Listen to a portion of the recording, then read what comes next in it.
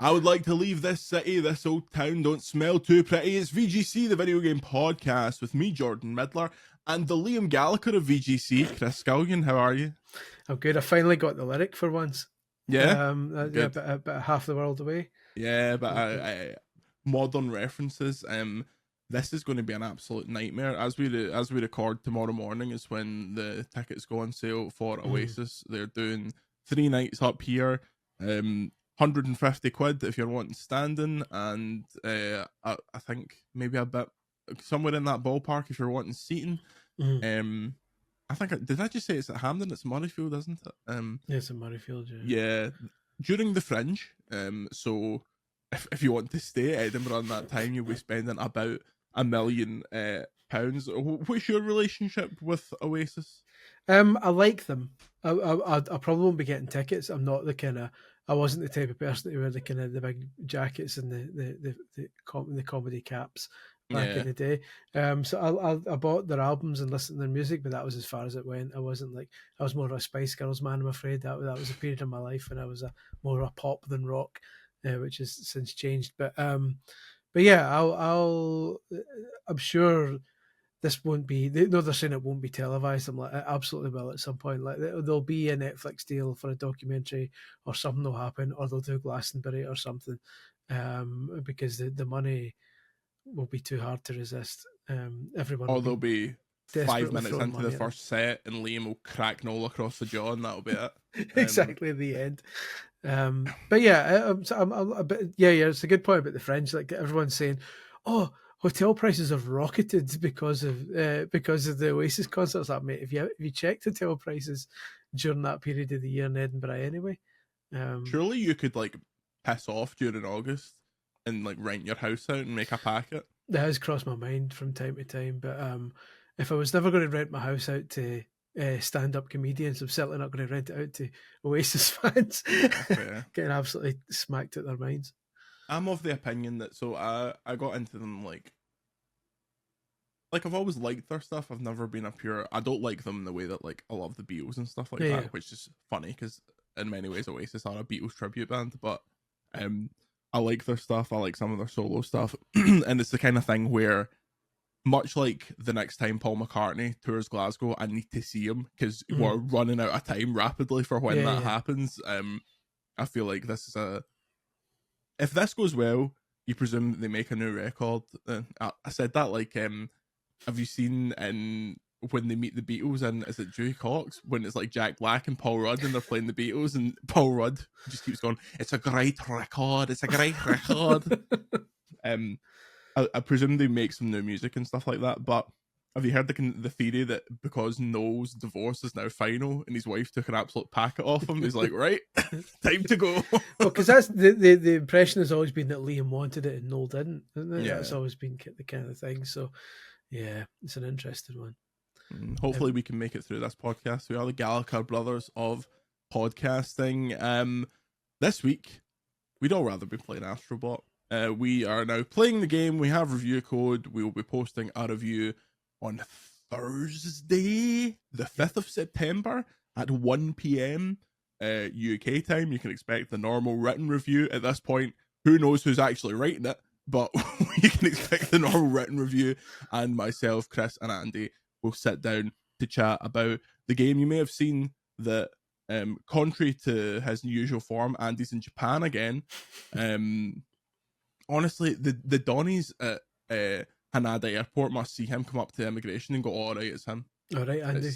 Yeah. All right, name terms. They go, Irons, and let him in. But yeah, we'll be doing a hell of a lot of coverage for Astro next week, including something very exciting, but I'll leave it at that. Chris speaking of airports, but like when I went to Cologne Airport for Gamescom, it was the back. Thank you very much. It was the shortest passport control I've ever done in my life, because the passport security staff must have just been sick of it by this point. I literally walked up and gave him my passport, and the guy just looked at me and said, Gamescom. And I went, yeah. And he went, okay. And that was it.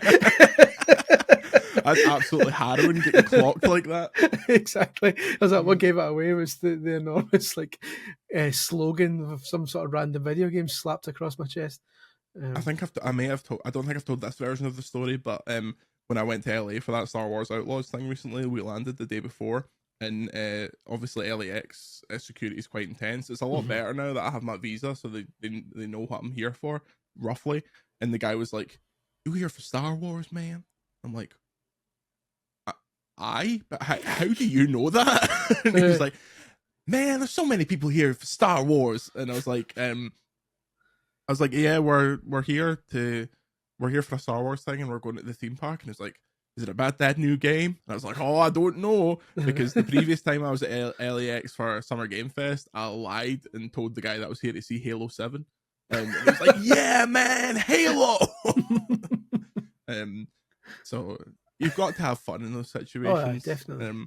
A few times I've got people that know about games, and they've like stood and chatted to me for ages, and I've been like, "Mate, I've been standing in this queue for like 2.5 hours. The last thing I want to do is stand here and talk to you about how you think the new COD is shite now. Like, let's just wrap it up." Yeah. How was Gamescom? Germany generally? Gamescom was good. Let's put it that way. Yeah.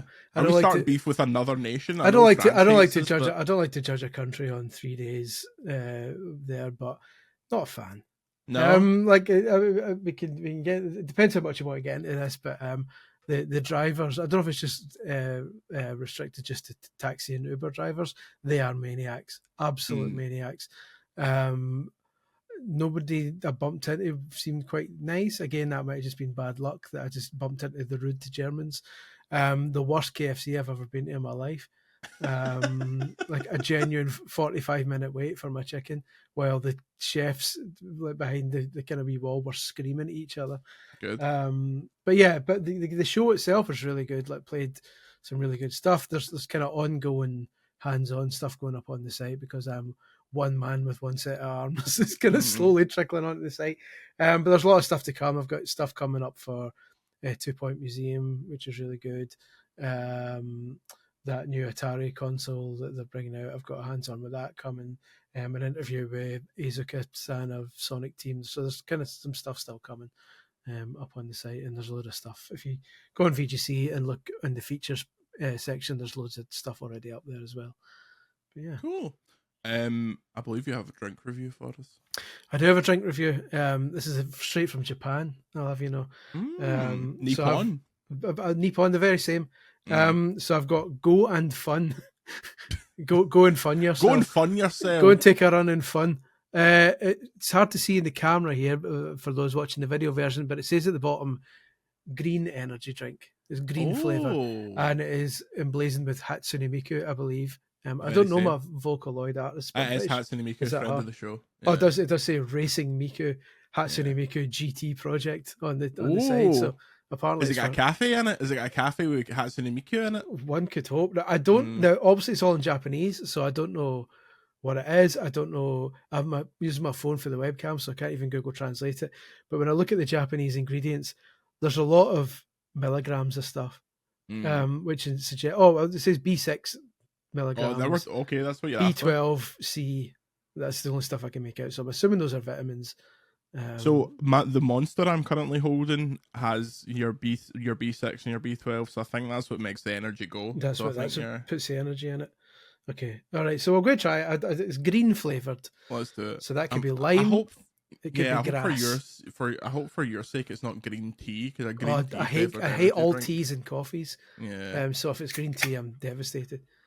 Let's see. He's taking a drink. He's taking a sniff. Oh, Steph having a sniff. It's a lime type sniff, a lime type bouquet. So I'm hoping it's lime. A lime flavored energy drink wouldn't be terrible. It's a thinner can. It's like a Red Bull style can rather than a Monster style can. For those listening, but if you're listening, you should check it out on YouTube. Chris Scullion, first impressions: Racing Miku, green flavor. I don't dislike it. It's an unusual taste.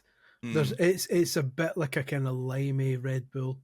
By which I mean a Red Bull with lime in it, not like with English people in it. It's quite nice. It's like, when Red Bull does is it the green can that they do, the kind of summer thing or whatever it is? It tastes quite a bit like that. It's nice. It's not unpleasant. That's all right. So I would give that a thumbs up. The Hatsune Miku green energy drink. If you ever down the old Shibuya and you're tired after doing the crossing, then firstly see a doctor because it's not that long, and then also get some going fun green energy drink. Pop out to your local Family Mart and clear the shelves. The Japanese people, who we are great fans of on this on this website, they love a melon flavored drink over there, and I love a melon flavored drink, and it's very hard to get it over here. They used to do Melonade, which was Lucasade's melon flavor, and it was absolutely delicious. It was maybe my favorite vertical slice of Lucasade they've ever done. Completely stopped doing it. It's like you get too attached to these things. It's like when they used to do the purple Monster Ultra in the UK, which was grape flavored, my favorite ever. Stopped doing it, which is amazing considering that must prop up most of the Monster economy in the UK at this point. But you know, it's a big flavour in Japan, oddly, but I don't know if it's new or I just noticed it the last time I was there, is pineapple. They're big on their pineapple. There's lots of pineapple drinks. Family Mart were really pushing these new kind of pineapple chocolate gummies that they were doing. It's just basically pineapple gummies coated in chocolate, and they're fantastic. Oh, really interesting. So they're really big on pineapple. But yeah, it's a pineapple chocolate is an interesting one to me, because obviously a strawberry chocolate is like that's a standard kind of combination, and I feel like pineapple isn't that different in like profile of fruit. It's not a million miles away. But yeah. Approved. Should we do some video games on this podcast? We might as well. Yeah, I mean, we do have an off-topic podcast on our Patreon, so we might as well actually do games in this one. The PlayStation 5 Pro announcement and plans have been leaked alongside a picture of the console design. This is from Bill Kun, noted Bloomberg journalist. I think he broke the Watergate scandal. The mid-gen upgrade will be announced in the coming weeks, it's claimed. We joke, but Bill Kun clearly has retail connections because he gets retail adjacent stuff all the time. And they've put up a sketch based on what I assume is the box for the console. They probably have a box for it, but they can't just post that raw because they will get nuked from Das Sky. So they traced it. It looks like that modern redesign of the PS5, the Slim, but it's got exhaust vents on it for speed. And the announcement's going to be made in the first half of September. Chris Scullion, first, visually, I think it looks okay. It looks better than the stupid PS4 Pro. Yeah, if the image is accurate, which I've got no reason to believe it isn't, then it's basically PS Slim, but a bit thicker, and then with those kind of black exhaust vents across the side of it. Be fine. I'm up for that. I'm not this sort of person who gets too precious about what consoles look like. Me neither. So whatever, but I even got that when they brought out the second Slim PS3. Was it the second one? Oh, they had the weird kind of slidey out tray thing. The worst. Yeah. Awful. I got that as well. That was awful, but I didn't even mind it. Yeah, my PS3 Slim, which I think is probably one of the best console designs ever in terms of just practicality. Like, it was small. It had two physical buttons on it. Perfect. That broke in early 2013, so I still had The Last of Us and GTA 5 to play, so I had to get another one, even though I didn't really want it. Yeah. And during the PS4 generation, that PS3 would sit under my desk, and I would just open and shut it with my feet over and over again. So yeah, that PS3 Slim is perhaps not the best. I think the standout here is this sketch doesn't have a disc drive.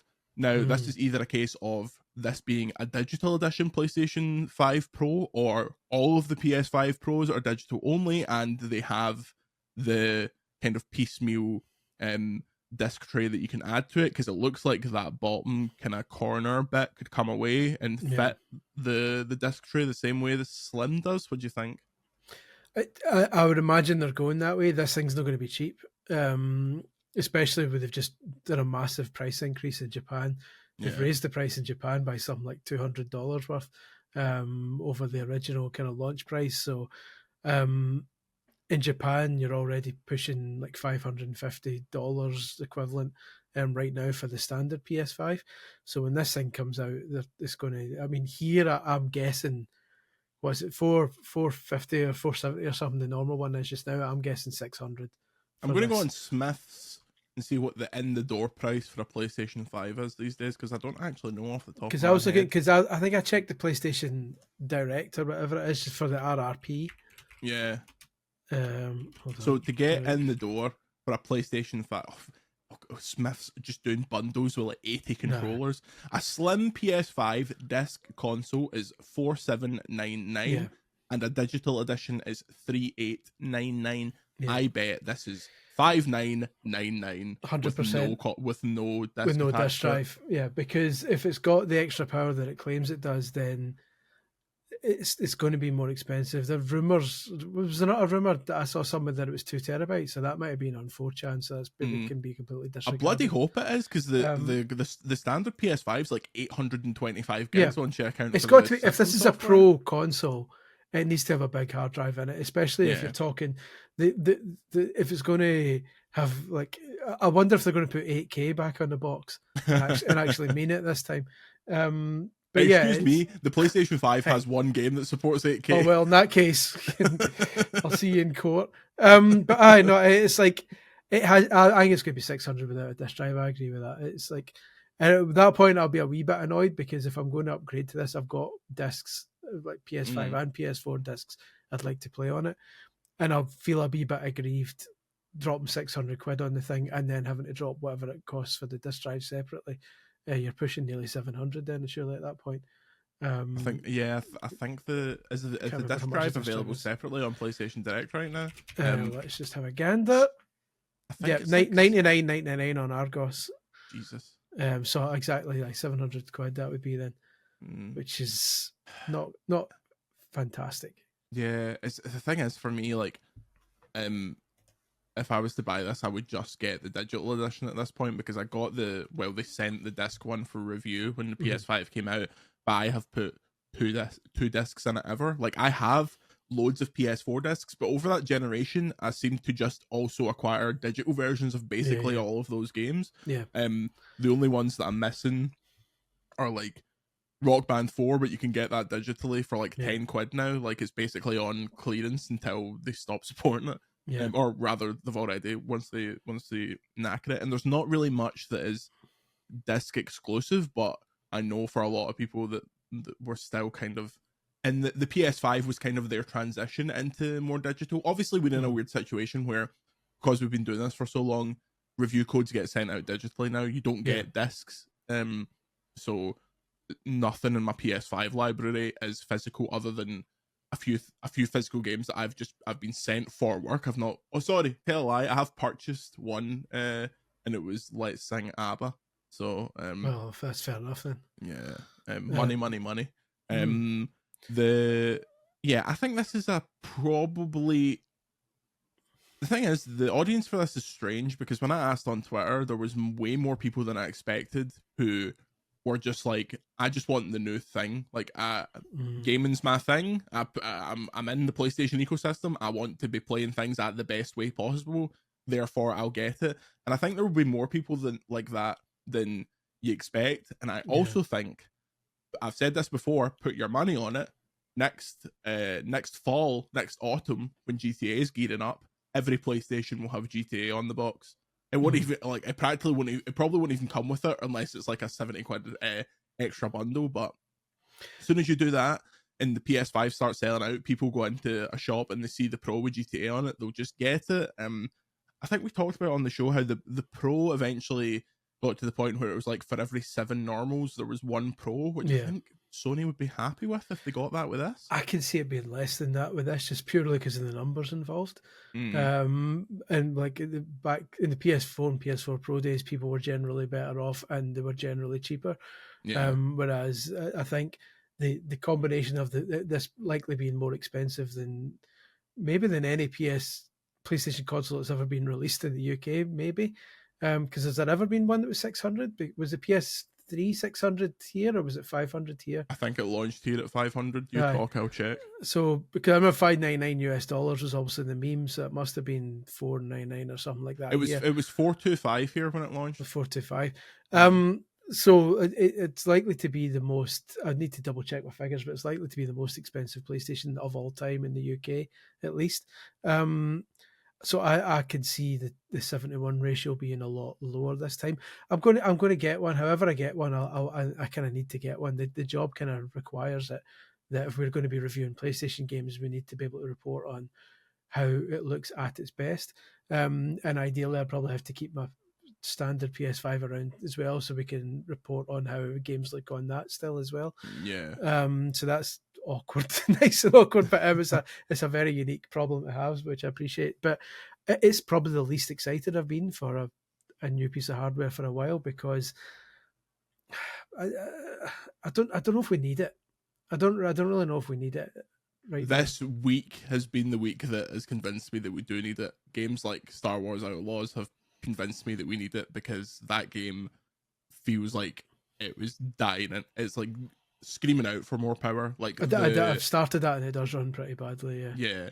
Like the 30 FPS quality mode looks brilliant, but it's so choppy. And obviously the 60 FPS mode looks bloody as anything. Like the 40 FPS mode, which I used for my review, is great, but in order to make that work, you need to have a telly that does VRR, and that's like a completely different expectation. Yeah. So I am about at the point where I just don't want to choose anymore.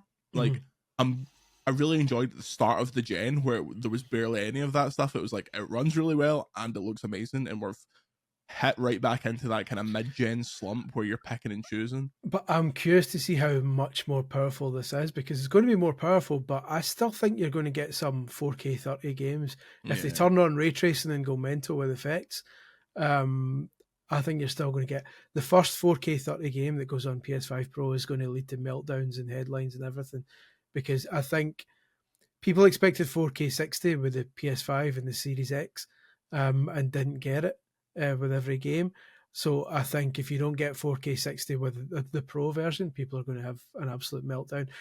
Maybe unnecessarily so, because I think we put too much kind of emphasis on performance and stuff. But yeah, if it's not 4K 60 for everything, people aren't going to be too chuffed. Yeah, but we'll see. I'm sure we'll hear about this sooner rather than later. I'm expecting a little presentation for this. Next story.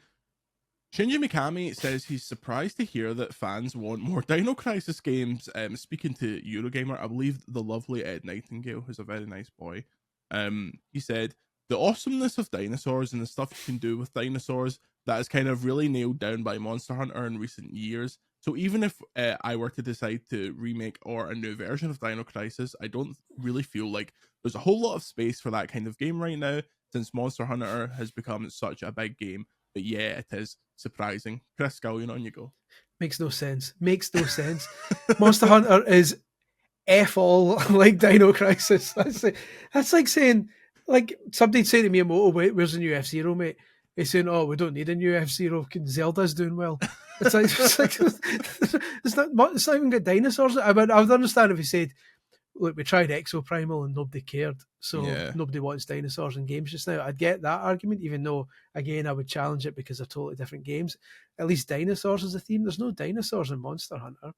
They're dinosaur adjacent. They're dinosaur-like, but it's not like you're being chased by a raptor or anything like that. Like that's the thrill of Dino Crisis, is kind of narrow corridors and like facilities being chased by a raptor, not running in an open field.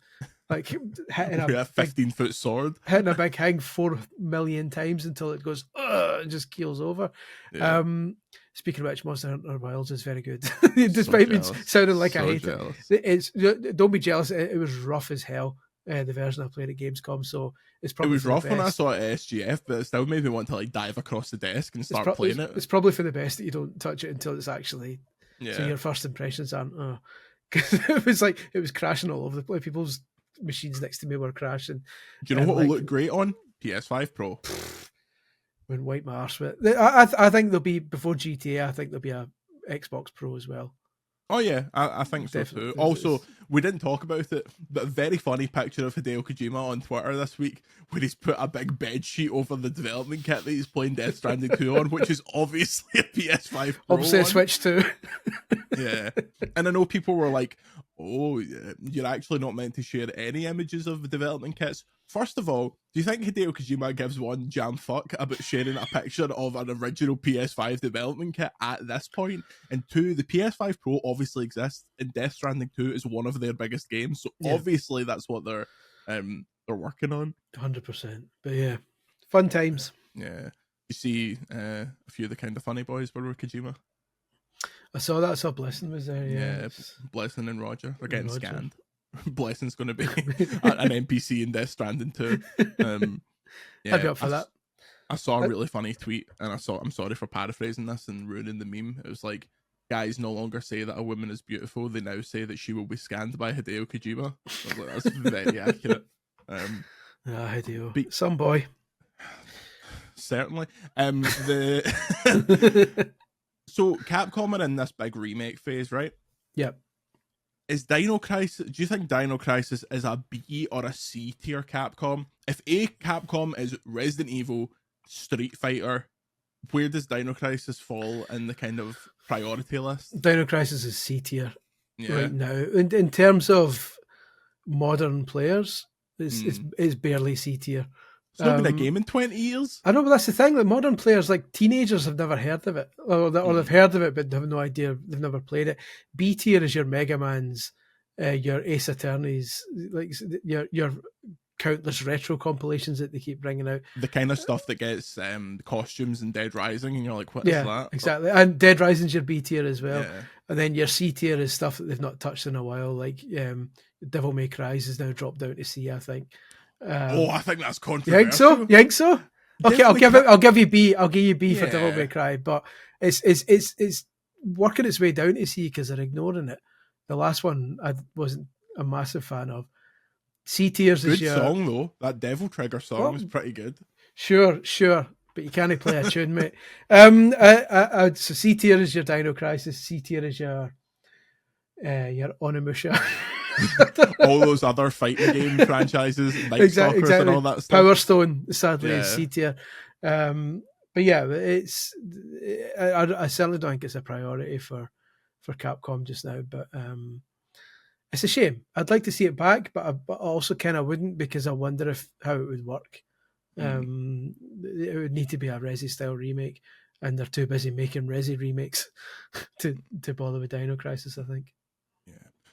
There was a Nintendo Direct this week. It was mostly quite pish. However, Digital Eclipse is releasing a compilation of Tetris games, and it includes Tetris motherfucking Battle Guy Den. Come on now.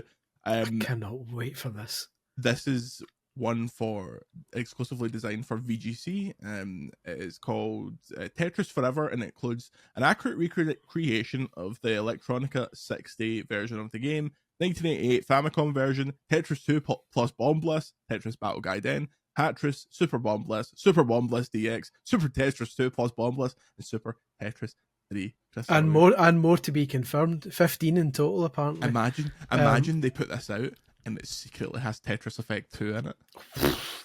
Well, it's got this new Tetris, whatever it's called, Time Slipper, whatever it's called, a new kind of multiplayer Tetris game where it keeps jumping between different Tetrises.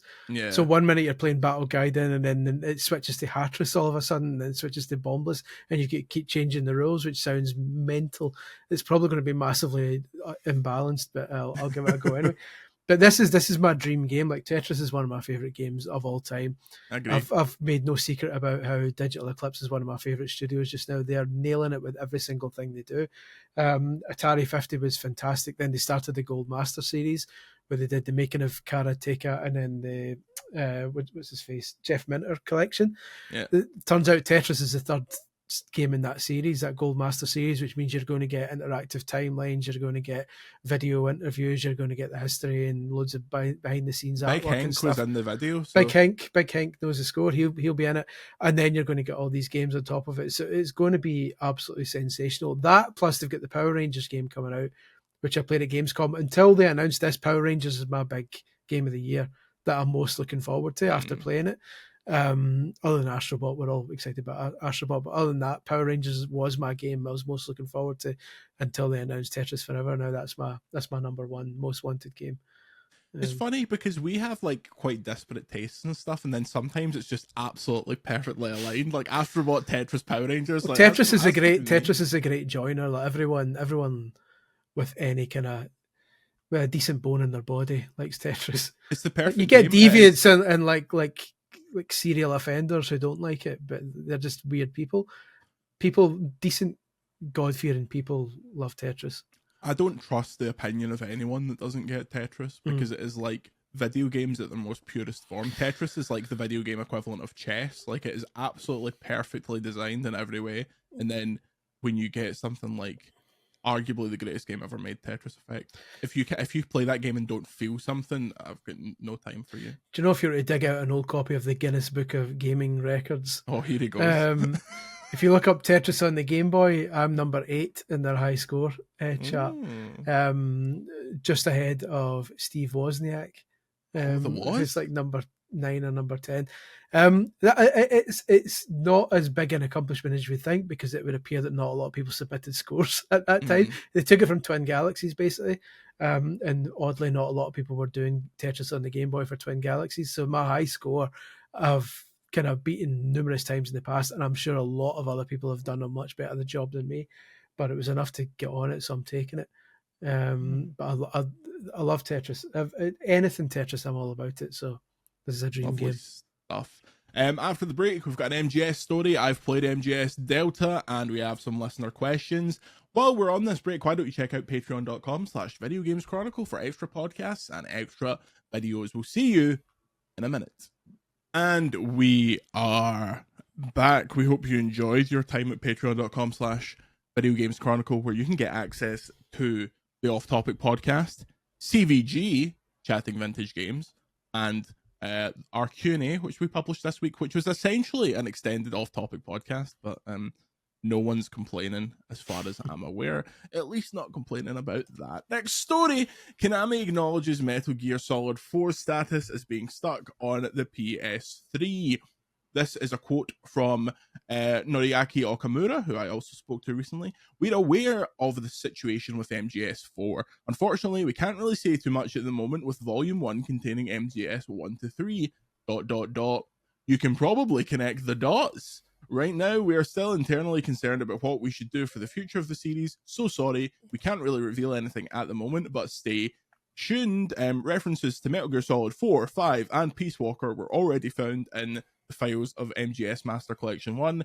Surely this is coming in the second one, Chris. It's got to be. It's got to be. I mean, like, yeah, 100%. Yeah. It would be. My question is it going to be good though? Because the first Master Collection is pish. It's just that PS3 game, those PS3 remasters, like slapped into a PS5 wrapper. I'm probably not the best person to ask if it's going to be good, because I'm not a massive Metal Gear Solid fan, if I'm being honest. It just never. Nothing Kojima's made has ever really clicked with me post brother. Post Snatcher. Snatcher okay. was the last one that clicked with me, but I just think they're too convoluted and too kind of up his own arse. So like I appreciate the people that love them. I love them. But it's just not for me. I really hope they do kind of free it from its PS3 shackles, if only for the sake of preservation, so that other kind of modern systems can play it. But I won't be there day one if it is, but I'm sure there'll be plenty of people who will be. It just needs to run nice and look okay. Obviously, because it's a PS3 exclusive, porting PS3 stuff has been this forever issue. Yeah.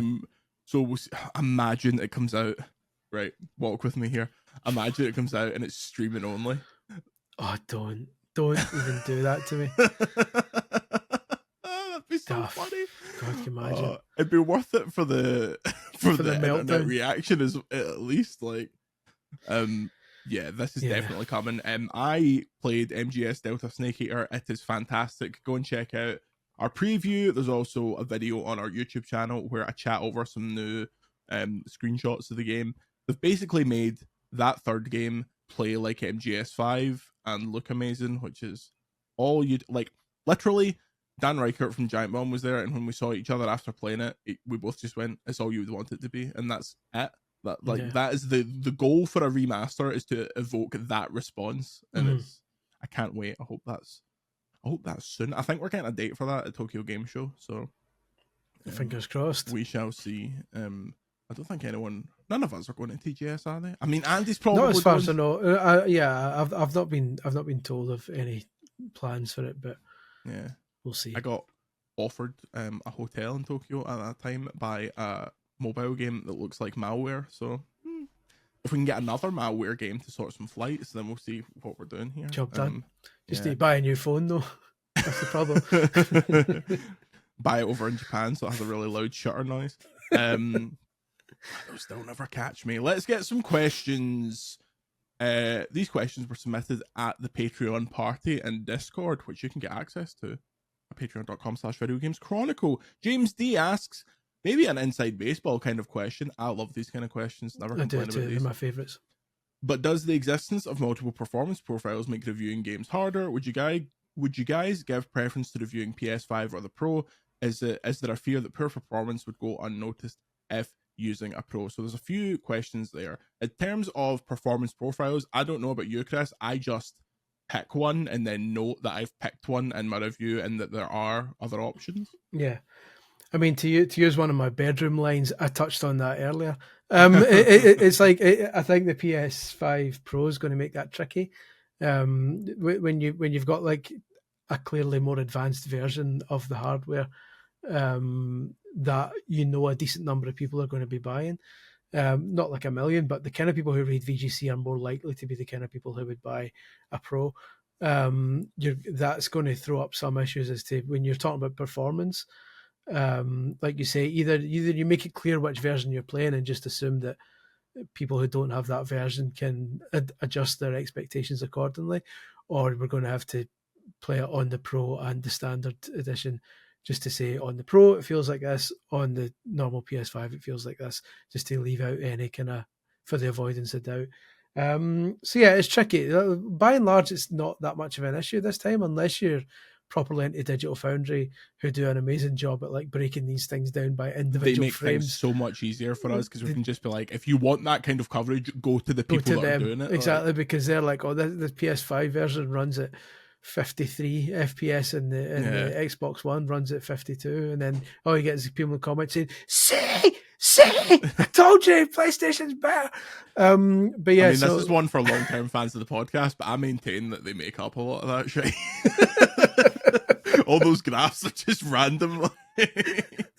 Ledbetter just sitting back with a big cigar, so just can write it in. Yeah, 51.5 frames a second. Nobody cares how Liza P is running.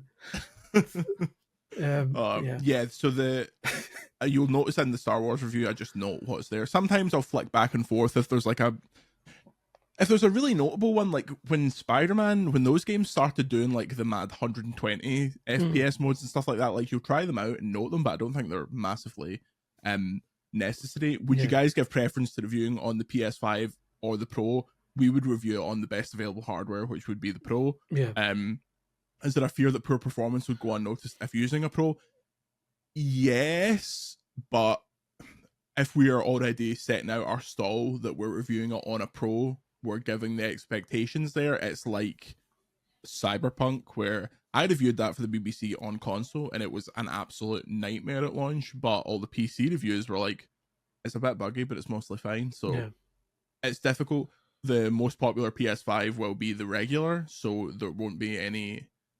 And also, not everyone in the press will get a Pro. Like, we're in a privileged situation where we're more than likely to be given one by PlayStation for our reviews, but there will be people in the press that review it on the normal, review on like there's people in the press that review stuff on the Series S, on the Series X, like it, because we're in this completely split, even further split generation, where once Xbox puts their Pro out, there's going to be the S, the X, the Pro, the PS5, and the PS5 Pro. Like, we're going to have this 5-pronged system, which sounds like a pain in the hole for developers, but I imagine that from whenever it comes out, October or whatever, end of September, most if not all of VGC's PS5 reviews will be on the Pro. Yeah, certainly when it comes to that's it. When we're talking about individual formats, when the game has a performance mode and a quality mode, I'll tend in a review just to mention it, And if there's anything like particularly egregious, like if the performance mode absolutely tanks the quality to a ridiculous degree, I'll mention it. Otherwise, I'll just kind of touch on it and say the obvious, and then let people decide. Because the last thing you want to do is say performance mode's better or quality mode's better, because you don't want to get a million people in the comments saying frame rate's more important than resolution. Yeah. I don't. Everyone has their own kind of preference for that, so I tend to kind of not bother with it. But yeah, it's. I would only kind of mention something like that if it was a kind of an unusual example of it, I would say. J Band asks, do you think Concord would have benefited from an 8 to 10 hour single player campaign to go along with the multiplayer, or is that an outdated concept? Yes, it absolutely would have. The characters in the game, despite being like quite universally unlikable, I think would have had a much better chance if you actually had time to like spend with them and they introduced them all, because these cutscenes they're doing weekly, like the first one featured 3 of the random characters, the second one featured a couple. Like, it's very difficult to try and put across how characters are and what their personalities are like when you're doing things like that. So yeah, I think it wouldn't even need to be 8 to 10 hours. Greatest single player shooter campaign of all time, Titanfall 2, is like 5 hours. Like, you don't have to be mega long, and especially because Concord's a 40 quid or 35 quid or whatever it is. Yeah. That would have been great. I looked this morning. There's like 100 people playing that game on Steam. It seems like a real kind of generational failure. You can't see that being salvaged, can you? No. Like, I don't know what will save that game. Short of putting it on, even if you put it on PS Plus, I think it's too late. The well's been totally poisoned. Like, yeah. It should have been on PS Plus from the jump. They have this mega expensive tier now. Even if it was only in that top tier, you would have had a chance to like do something with it. But now it's got to the point where even if it was free, and even if you got a lot of people being like, "Oh yeah, I jumped in and it's great," the kind of prevailing discourse around the game is that it's like this massive joke of a flop. Like, it's perception. It shows how important perception is. They messed up from the very start. See if they just said right away, this is a kind of multiplayer shooter, and etc., and tried to kind of lean on Helldivers as to say, like we some of you enjoyed this, so this is another kind of attempt at a similar kind of thing. Yeah. Instead, they went with a cinematic that gave the impression it was a single player game. And you don't want people's first impressions of your game to be, build them up and then instantly make them go, oh, this isn't what I kind of thought you were giving me here. And from that point on, you've lost. You can't. First impressions count for so much, and your first impression can't be, I was excited for this for 5 minutes, and now you've given me something completely different. The single player fan base dropped off instantly, but they were given false hope. Whereas if they just kind of come out right at the very start and said, "This is a multiplayer game, by the way. Now here it is," and then even just that might have been enough to make people go, "Okay," and kind of set their expectations accordingly. It started on a downer, and it's not kind of raised ever since. Yeah. I feel bad because like this studio seems like it has good heads on its shoulders and stuff like that. But by all accounts, like from your coverage and from other people's coverage, it's a fine game. It's not like it's garbage, but it seems like the sort of thing that it's decent enough to, like, if more people played it, it would get a fan base. It wouldn't be a Call of Duty, but it would have like a small kind of core dedicated fan base who would stick with it and put money into it. But it feels like that it's too late now. Even if it does get a fan base like that, you've got to imagine that's getting turned off at some point. Yeah, there's a real kind of lack of understanding of the the kind of market around it. But there's a review for Concord on the site. Viva Lahazi says, what are some expecting with the PS5 Pro? There are still a large number of players on PS4, which would indicate there isn't interest in the current gen. Never mind a mid-gen upgrade. Could this potentially impact the PlayStation brand if it bombs? It won't bomb. This will do well. Might not do as well as the PS4 Pro, but I know that console sales have started to get slower, but they've sold a lot of PS5s. Like they're basically on they're on a track to beat the PS3. The PS4 was a massive, massive success. Like at one point in the PS4's life cycle, it was on track to beat the PS2. Like that's how big of a success the 4 was. I think that people will want this, and I also think Sony, especially under Mr. Totoki, Mr. Moneybags, will be very keen to not have this on shelves, if you know what I mean. Make exactly as many as we're going to shift, or maybe slightly lower, to create that PS5 hype again, because that was lightning in a bottle how excited people were for the PS5. I don't think there's much chance of this. It's not going to be like PSVR 2. I think it's not going to be like PSVR 2, definitely. I think people are going to want it, but I think they're going to have to present it alongside something new. And I know obviously GTA next year will help boost it, but there's also going to be a lot of people who buy GTA and just want GTA. The reason GTA sells so many is because the quote-unquote casuals buy it as well, and they're not going to give a shit about a Pro. They'll buy a PS5 if they need to, and that's all, or even a Series S if they need to. They'll buy whatever's the cheapest way to get access to the game. Some of them. I think if they're announcing the Pro, they need to announce a new game alongside it and make a big deal about how amazing this game works on the Pro. Otherwise, you know what I think it needs to be? And I think it's probably nearly there. I think it needs to be Ghost of Tsushima 2.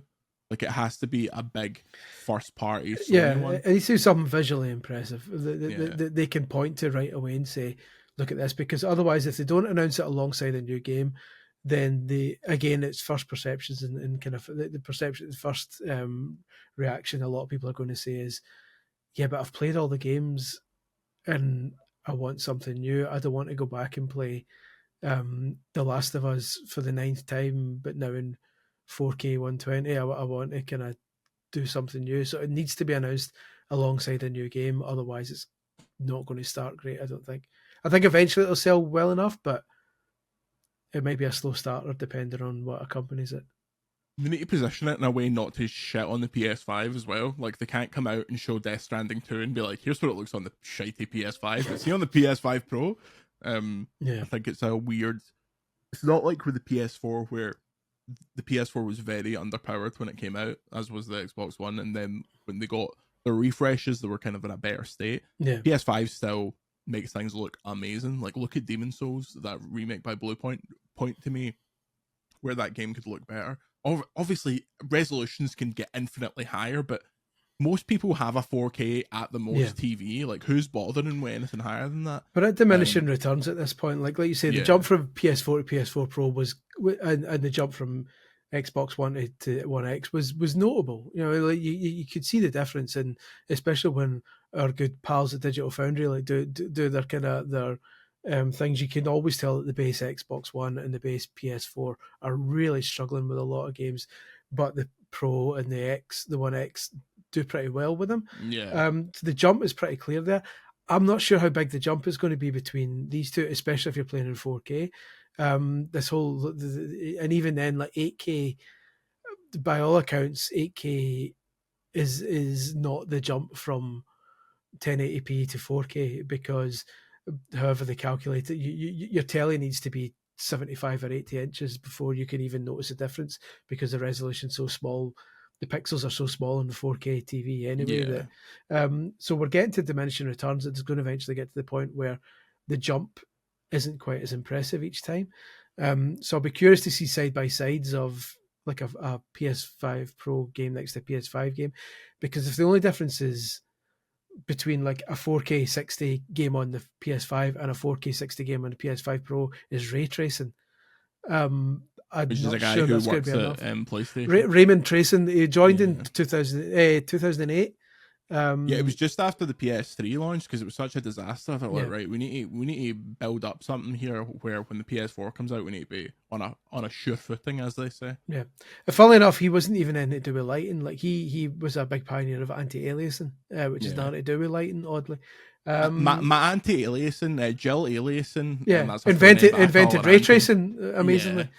But yeah, like I've never been massively blown away by ray tracing, to be totally honest. Like, it's a cool effect, but I mean, a lot of games do a decent enough kind of reflections and stuff like that without using it, and especially with the amount of processing power it uses up. So if that's the only difference you're going to start seeing, then I don't give a shit excited about ray tracing. What gets me every time is level of detail stuff at a range. Like, I want to go into a city and everything looks sharp. Nothing looks like a big flat blurry texture. That gets me. Whereas like God rays and pish like that, I don't care. Like what I really liked. See, when HDR started happening, I was like, okay, this is really this is cool. different. Like, but there's like parts in Star Wars where you look out on this big kind of vista and it looks beautiful because it's like whatever they're doing with LED looks great, and then you look over to a building and one of the panels of the building looks like a total blur. And it's like, come on, man. Yeah, it's a weird game. That, like I say, I've only put like an hour or so in it so far. I'm just like, we'll see how it goes. But yeah, I don't know. An interesting one. J Band asks, after the draw, how are you both going to celebrate when Celtic won the Champions League? I'll tell you, I probably won't be buying Champions League tickets this time. I always buy like the home. This is Celtic for those who don't listen to us that regularly, in which case get a grip. Celtic, we've got 4 kind of non-glamour ties, I think, like at home. Usually I buy Champions League tickets, but I probably won't this time. It's the least glamorous draw I think we've ever had, but if you were to pick the kind of easiest route to getting some points on the board, I think it'd be close to that. And you're saying that to a pair of men who sat and watched bloody Lager Bielke play in the Champions League last season, so the standards aren't high. I'm looking forward to getting Aston Villa in like the old pub league football like shite coming up again, so that'll be desperate to get something against them. John McGinn's a big Tim, so he might just come up and score 10. Yeah. Like Larson, man. We'll see. Him and Andy Robinson, big Tims. Why can't they just see when they're in the twilight years? Why can't they come up to Scotland and absolutely wreck the joint like 2007 Roy Keane? I look forward to Kieran Tierney coming back, absolutely crocked, playing one game for us and getting absolutely destroyed. What if Kieran Tierney comes back and moves into like a Scott Brown position because he can't run? That's my Celtic fan fiction. I apologies asks, with Xbox and PlayStation now releasing games multi-platform, how long do you think it will be before we see a Nintendo developed game on a non-Nintendo platform? Not anytime soon, brother. Have you seen how many Switches they've sold? Why would they fucking bother? I mean, they dabbled with mobile. Thing. They dabbled with mobile, and mobile didn't work. They just announced recently they're shutting down Animal Crossing, which was one of their more successful mobile games. It's now shutting down. So almost every, if not every, Nintendo game is shutting down now. Is there anything left now? Run isn't Fire Emblem and Run, I think, are the only two that are still all going. The Pokemon games are still on, but that's but certainly Mario Kart shut down. Did it? I have no idea. I don't touch any of these things. They changed the gacha system on that at one point. They shut down the Mii one, which is a shame because I missed that one. The one where you create your own Miis and then put them in really outrageous photos. You can do that yourself, mate. Well, I suppose we have the technology to do that. I suppose it's sort of the time. That's the problem. But yeah, so there's not a chance in hell that you're going to see Zelda on PlayStation just for a laugh.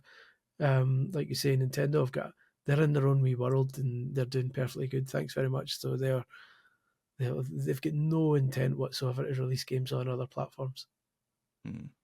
Jamie H, with both Silent Hill and MGS remakes showing well in recent gameplay previews, do you think Konami entering a Capcom-esque period of revitalization? On that note, apart from the recent DS collection, what do you see them doing it next for Castlevania?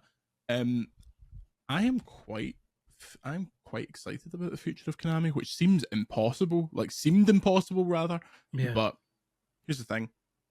It's not Konami making Silent Hill, it's Bloober Team. Konami are making MGS, but they're working off the framework of an already existing 95 Metacritic game and just giving it better controls. So if they were to do Castlevania, which we reported a long time ago that they were at least exploring that, I think it would be exciting. But if they were to bring back Castlevania, Chris, do you think they do a new 16-bit or do they do like a Lords of Shadow style 3D action game? I hope they don't do. I mean, for the sake of people who like the 3D ones, I'm thinking of the wee gif of the girl going, "Why not both?" Like give them the 3D action game. I would like to see a new 2D to a new Metroidvania, but with kind of modern visuals. Like they did one on the 3DS, which was fantastic. I think they've then ported that to consoles, but one with like modern visuals, like a proper Metroidvania that actually looks shit hot, like a Metroid Dread. Exactly, something like that. Castlevania. Like kind of like the new Prince of Persia, but kind of but a Castlevania game. I'd love something like that. So we'll see. I do think something will come eventually. Konami are getting it more right than wrong now, which wasn't the case a few years ago. So they're getting there. Like I said, Metal Gear's coming back. New Silent Hill looks good. They're even kind of dabbling with some indie studios. They brought out Signy recently, which is like a fantastic shoot 'em up, which kind of harks back to their shoot 'em up days. So yeah, I think things are going okay at Konami just now. Even eFootball's ticking along. Apparently, it's making them decent money. They need to change that fucking name back. If they change want it back to actually get Pro Evolution Soccer. Yeah, winning 11. Come on now. No, you're talking international superstar soccer. Get go old school. Goalstorm. I don't think ISS is a particularly popular acronym anymore. Yeah, but I suppose. International superstar, international soccer. Go for that. I think they play it safe. Do like a 16-bit style. Maybe give it to someone to do. There's lots of, like, imagine they just gave it to the Dead Cells team. My God. But I think that's probably the future of Konami, giving their licenses to other teams, but working tightly with them. Maybe I think they will always retain Metal Gear at this point. For a while, it seemed like, they were going to try and get rid of Metal Gear, and I always thought that Sony would probably just pick it up because of their association with Kojima. But if Konami can make a Metal Gear game that is as good as Delta feels, then I'm more than happy for them to carry on. Do you think they would make a 6?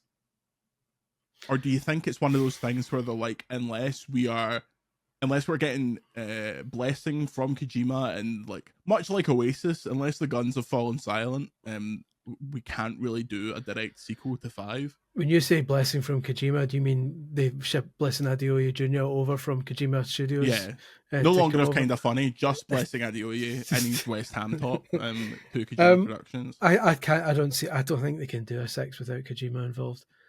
I don't think the fans. How involved though? Do you think it's okay for him to just be like as involved as George R.R. Martin was with Elden Ring? Like, I looked at a few documents and that's it. I think he's got a grudge though. Has he got a grudge? Like, if Konami went to him and said, we want to make a new Metal Gear Solid, can you give us like a story outline and then piss off? I think he'd be like, I don't think Kojima has it in him to just give a kind of story outline and then leave it alone. He seems like the sort of person who's so hands-on with everything he's involved in that he would want to be like rendering every blade of grass and signing off on it. So I just don't, I can't see it happening. And if they ditch Kojima entirely and says, we're going to do it ourselves, I think the fan revolt would be so big that it'd be doomed to fail. Even if it's a great game, they wouldn't accept it. Yeah, it seems like unless Konami goes extremely cap in hand to Kojima. Walk with me on this. Let's just have a drink of Go and Fun while you talk me through this. Death Stranding 2 comes out next year. OD, whatever that Xbox game comes out. The main Kojima Productions team needs something to do. Konami comes to them and says, do you want to make Metal Gear Solid 6? In the same way that Blooper's making Silent Hill 2 remake. Metal Gear Solid 6, produced by Kojima Productions, independently of Konami. Kojima gets to reclaim this series that he made and that was so tragically taken away from him. Can you imagine the fucking moment if on stage Konami logo fades out, Kojima Productions logo, the place would be ripped for the earth and be floating in space. Here's how it goes down. The head of Konami, Stephen Konami, goes to Kojima Productions, has a meeting with him and says,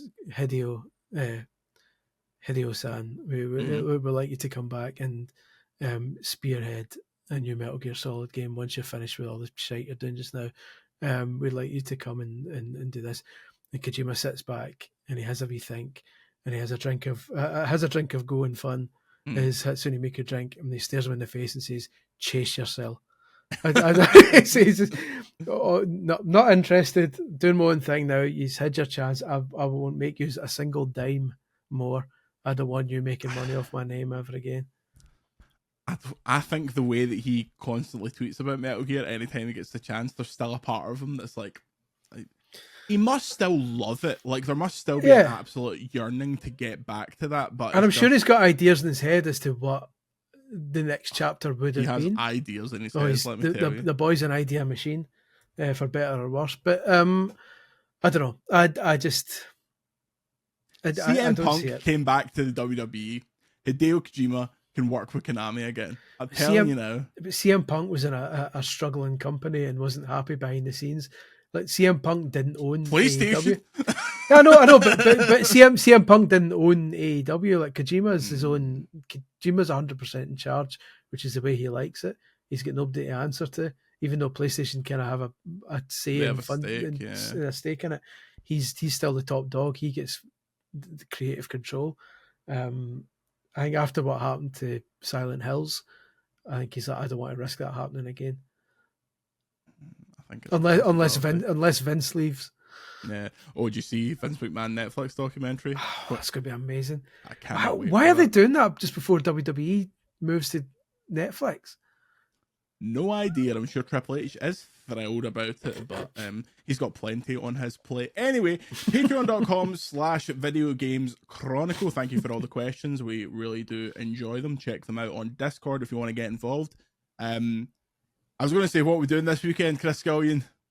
But we know what we're doing this weekend. Been playing Monster Jam Showdown. Yep. Playing Boktai. Yep. Playing Metal Gear Solid, The Phantom Pain. If I can find 5 minutes, I'll try the tutorial level of Astrobot, but other than that... Mate, I'm going to be sitting in my own shit playing Astrobot. I'm not going to move. I'm going to be like that lassie that melted into the couch.